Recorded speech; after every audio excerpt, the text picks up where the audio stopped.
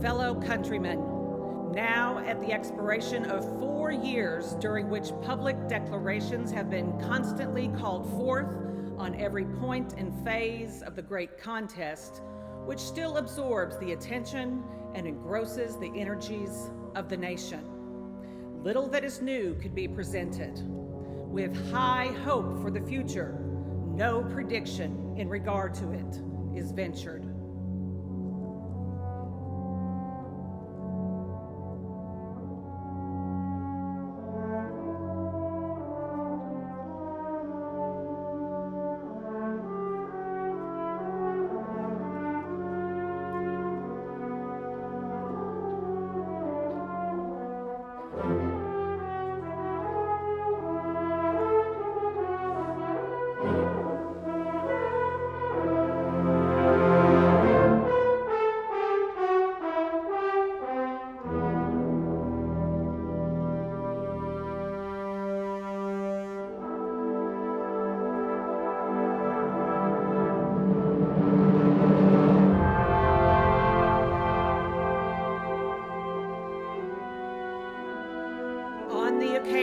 Corresponding to this 4 years ago, all thoughts were anxiously directed to an impending civil war.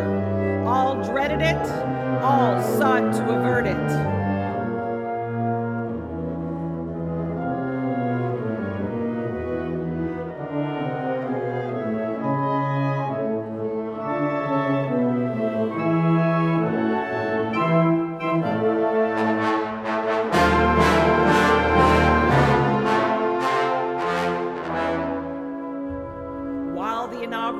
Was being delivered from this place, devoted altogether to saving the Union without war. Insurgent agents were in the city, seeking to destroy it without war, seeking to dissolve the Union and divide effects by negotiation. Both parties deprecated war, but one of them would make war rather than let the nation survive, and the other would accept war rather than let it perish. And the war came.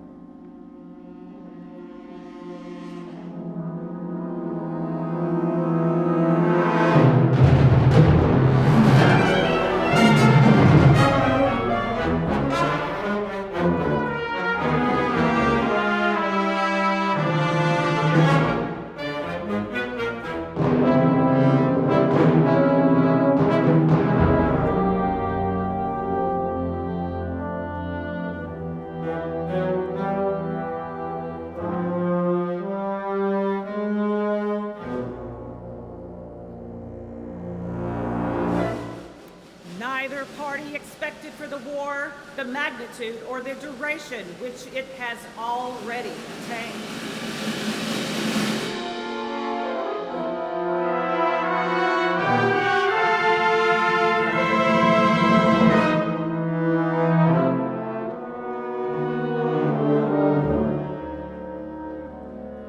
Neither anticipated that the cause of the conflict might cease with or even before the conflict itself should cease. Each looked for an easier triumph and a result less fundamental and astounding.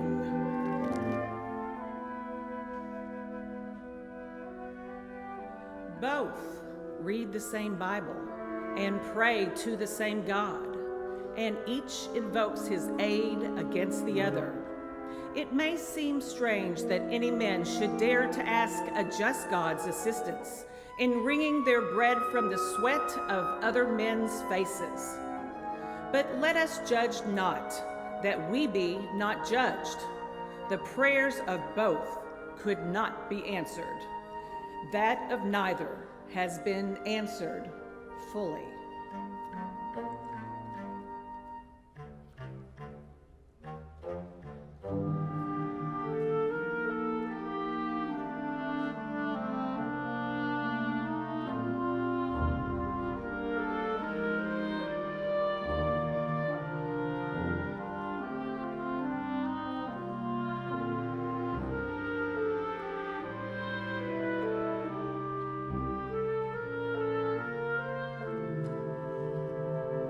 The Almighty has his own purposes.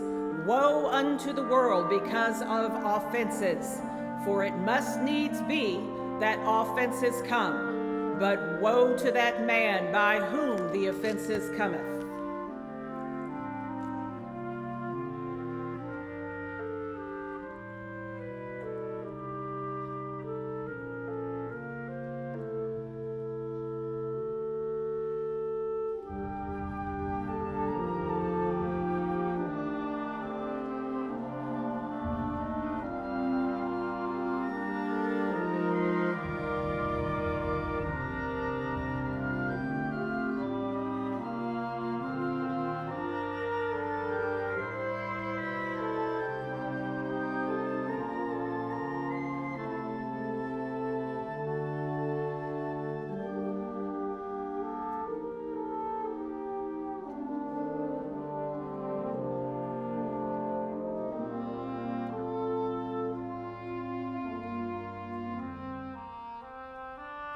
Fondly do we hope, fervently do we pray, that this mighty scourge of war may speedily pass away.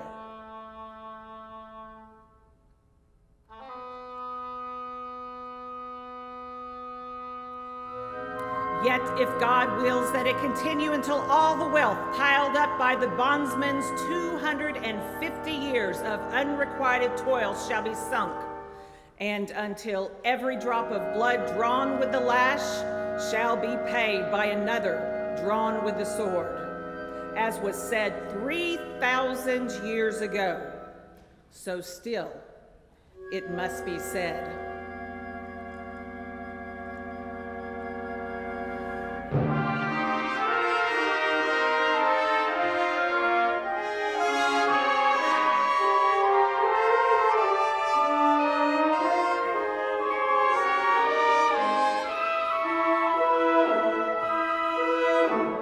The judgment of the Lord are true and righteous altogether.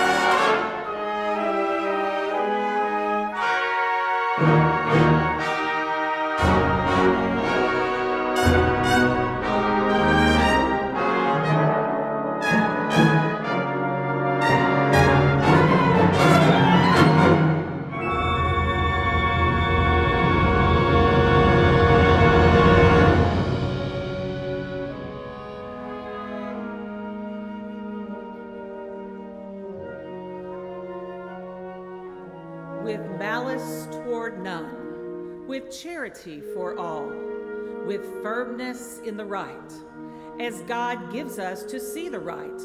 Let us strive on to finish the work we are in, to bind up our nation's wounds, to care for him who shall have borne the battle, and for his widow and his orphan, to do all which may achieve and cherish a just and a lasting peace.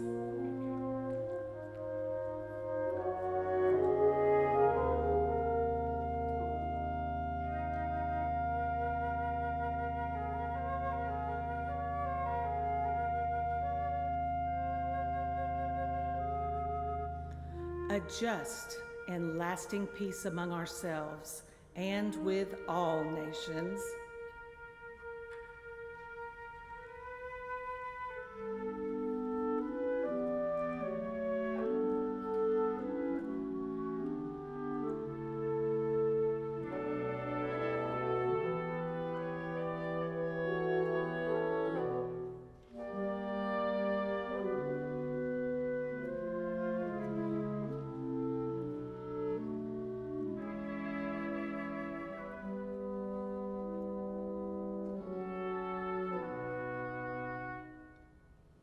Peace.